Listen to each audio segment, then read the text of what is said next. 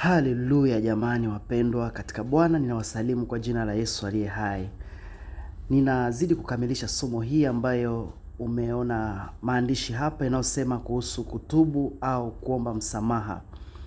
Picha hii nimeiweka ili iweze kuonesha alama ya mtu ambaye analia machozi kwa sababu ya kujuta kwa nini alikosea. Kwa nini nimemkosea Mungu? Kwa nini nimemkosea ndugu yangu? Hapa nataka kusema ya kwamba kutubu ni kujuta, ni kuregret kwa nini nilikosea. Kutubu ni kulia, kutubu ni kujiona kama mtu mwenye aibu kwa nini nimejichafua. Hicho ndicho kitu cha maana sana. Ila tunaishi kwenye kizazi ambayo ni ya kiburi, inaongozwa na kiburi. Kila mtu hataki kuonekana ana makosa. Kila mtu hataki kuonekana alikosea. Kila mtu anataka kuonekana yuko perfect. Yeye ndio yuko sawa, na uwezo wa kujitetea kwa siku hizi ni mwingi sana kuliko uwezo ya kujitazama na kuangalia ni kweli wapi nilikosea. Watu hawataki tena kuweka kwenye stage ama level ya binadamu. Wao ni miungu. Wao ni malaika. Wao hawawezi kukosea. Na hiyo ndio changamoto kubwa sana. Mpendwa wa mwenzangu, nimesema ya kwamba kuomba msamaha ni jambo la hekima. Linakusaidia wewe, halimsaidii kwanza unayemwomba msamaha. Maana ukiomba msamaha inakufungulia baraka. Biblia imesema afichaye dhambi zake hawezi kufanikiwa. Mafanikio pia inatokana na usafi wetu. Baada ya kuona makosa, tunayafungua na kuyakataa. Kwa hivi kuomba msamaha ni jambo la hekima. Na ninatamani sana hapa hivi niongee na Wakristo zaidi. Wakristo wengi wanajificha sana ndani ya kutokuomba msamaha. Wanafikiri kwa sababu wana Mungu, wao hawawezi kukosea. Sio kwamba kwa sababu wewe ni Mkristo huwezi kukosea mpagani. Hata kama wewe ni muombaji, kuna mahali pia unaweza kukosea. Mambo ya makosa, madhaifu ni mambo ya binadamu wote, hata waliookoka. Ndio nimesema ya kwamba neno la Mungu linasema matendo ya mwili ndiyo haya. Wagalatia 5:19. Matendo ya mwili ndiyo haya. Hawasemi matendo ya mwili ya wapagani, lakini matendo ya mwili. Una mwili? Ndiyo. Wewe ni Mkristo ama ni mpagani? As long as una mwili, wewe una matendo ya mwili. Hata mimi, hata mchungaji, hata nani anasema ndio haya: uasherati, wizi, chuki, wivu, hasira, vita. Hivyo ni vitu vipo ndani ya mwili wa mwanadamu. Hata ndani ya mwili ya mchungaji, ndani mwake mna uasherati. Ndani mwangu mna uasherati, mna wizi, mna hasira, mna wivu, mna vitu vyote vibaya. Lakini ni mimi kazi yangu kujitahidi kuishi msalaba, kujikana mwenyewe, kuvizuia visifanye kazi, kuvifisha, kuviua. Biblia inasema muue matendo iliyo katika miili zenu. Lakini wakati tunapoishi ni vigumu kuviua kwa pamoja.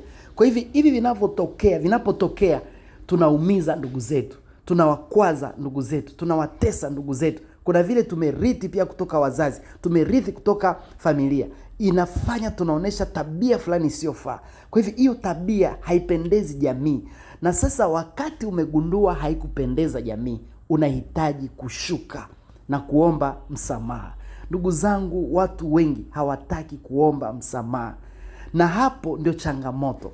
Kumbuka neno la Mungu linasema hivi. Katika Mathayo 5:23-24. Anasema kama una jambo lolote na ndugu yako, ulikuwa unaenda kanisani, labda ulikuwa unaenda toa sadaka, na unajipata umekumbuka una neno lolote na ndugu yako ambalo linaweza kuwa ni mbaya. Anasema acha dhabihu pale madhabahuni. Rudi mwanzo, kakubaliane na yeye, pataneni na yeye, mtengeneze.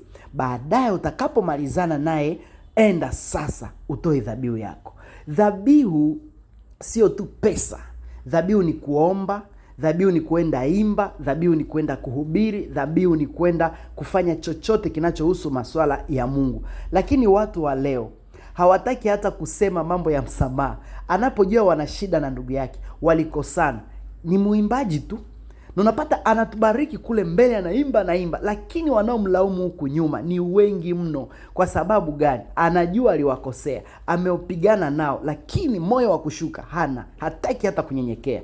Ni mhubiri, anahubiri. Familia na watu wengine wanapomwona anahubiri, wanakumbuka mambo anayoyafanya na vile anavyopigana na watu ndani ya jamii. Hataki kushuka kwa makosa yake. Wakimweleza makosa, yeye kazi ni kujitetea, na wanamtazama tu, lakini wanasema kama mbingu ingekuwa ya hawa watu basi ni bure sana. Kwa hivi inaleta hali ya aibu kwa mwili wa Kristo.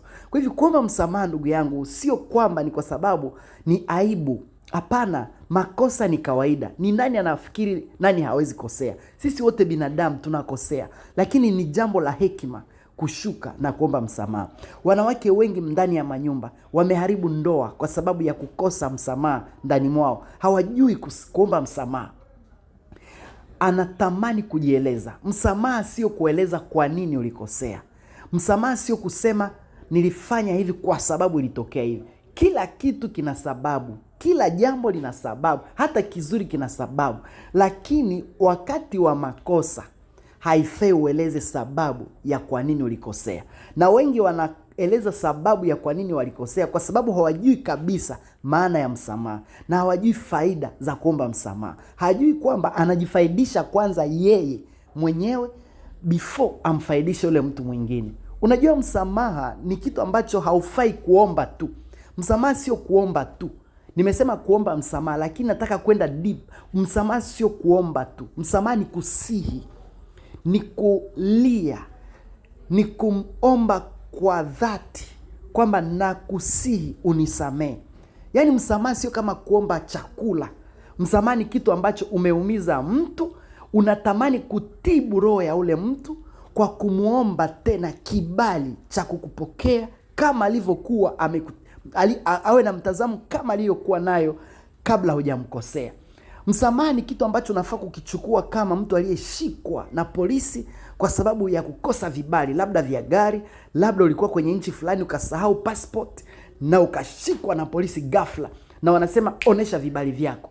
Kwa sababu hauko sawa na polisi ama na nchi ile ama na katiba, kitu ambacho unafanya pasipo hata kukuambia omba msamaha, mwenyewe unaanza kulia na kusema nawaomba tafadhali mnisamee, nimesahau, tafadhali msinikosee, msinipeleke jela, tafadhali. Kwa hivi huyu mtu haambiwi na hapewe fundisho la msamaha, hapewi semina ya namna gani kuomba msamaha, lakini kwa sababu anaona makosa yake kuna adhabu, inamleta kulia na kuomba msamaha cha lazima. Hivi sasa ukielewa ya kwamba kila unapokosea unajipeleka kwenye adhabu, itakusaidia kuomba kila siku msamaha. Adhabu ama ghadhabu ya kutokuomba msamaha ni kutokufanikiwa kimaisha, maana Biblia inasema afichaye dhambi zake hatafanikiwa. Ya pili, inakufanya kuwa mtu mgonjwa kabisa wa maisha yote. Biblia inasema kirini dhambi ninyi kwa ninyi ili mpate kupona. Kwa hivi kama mtu hajapona basi bado ni mgonjwa. Kwa hivi ili kujitibu, hakuna kitu kibaya kama magonjwa. Magonjwa ni gharama, magonjwa ni umaskini, magonjwa inaharibu, inapoteza pesa, inafanya watu wanauza vitu vya thamani. Kwa hivi kama wewe ni mgonjwa ni hatari. Kwa hivi ukitaka upone, Biblia inasema ni kukiri dhambi. Unakataa, unasema hapana, hapa ninaweza kumwendea ndugu yangu. Kuna mtu ulimkosea, kwa nini usimwendee na kumwambia ndugu yangu, kweli tumekoseana, miaka mingi hatusemezani, ninajua nilifanya hivi, na kuja kwa njia ya kuomba msamaha. Kama haiwezekani uende peke yako, basi tafuta watu 2 watatu waende pamoja nawe na waoneshe roho ya kuomba msamaha. Kuomba msamaha sio udhaifu, lakini inakufungulia uhusiano na watu wengi, na inakuokoa kutoka umaskini, inakufungulia njia ya mafanikio. Kwa hivyo omba msamaha wale uliokosea. Mke wako umemkosea, jua kunyenyekea. Mke unakosea mwanaume, juu ya kunyenyekea. Wamekueleza ulikosea, acha kujieleza sana. Kujieleza ndio inaharibu zaidi. Hata ukijieleza sana haikufanyi kuwa na haki mbele ya mtu ambaye ulimkosea. Yeye anaangalia kidonda kilicho ndani mwake na kile ndio kinazungumza. Hazungumzi maneno ya sababu zako, anazungumza habari za maumivu yake. Mungu akusaidie ujifunze kunyenyekea.